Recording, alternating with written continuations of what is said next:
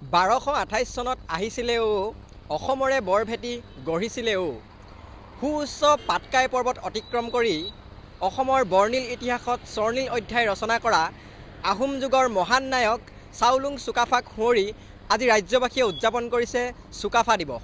আৰু মই উপস্থিত আছোঁ ডিব্ৰুগড়স্থিত ঐতিহাসিক চুকাফা সমন্বয় ক্ষেত্ৰত।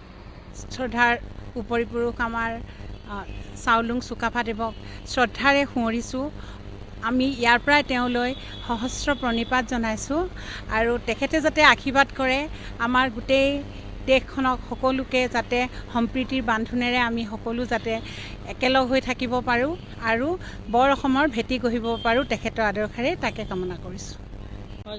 আমাৰ আজি চুকাফা ভৱন নিৰ্মাণ আৰু পৰিচালনা সমিতিৰ সৌজন্যত তথা বৰবৰুৱা অঞ্চলস্থ ৰাইজৰ সহযোগত আজি আমি 2 ডিচেম্বৰ চুকাফা দিৱস আমি প্ৰতি বছৰৰ দৰে এই বছৰো পালন কৰিছোঁ।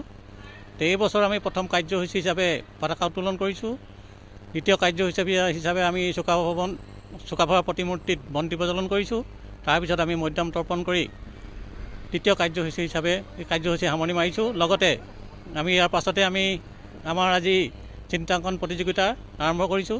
চিন্তাংকন প্ৰতিযোগিতাৰ পাছতে আমি আমাৰ মুকলি সভা আৰম্ভ কৰিছোঁ। মুকলি সভাত আমাৰ অঞ্চলস্থ তথা বিশিষ্ট ব্যক্তিসকলক আমি নিমন্ত্ৰণ কৰি আনিছোঁ।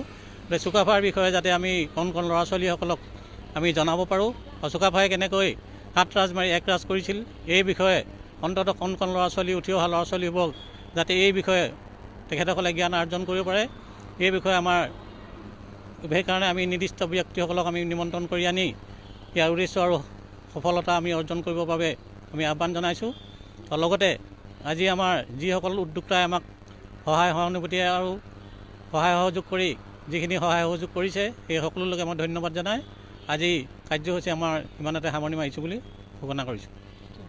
যিকোনো খবৰৰ বাবে যোগাযোগ কৰক 7099017330 লগতে 7099017110 নম্বৰত।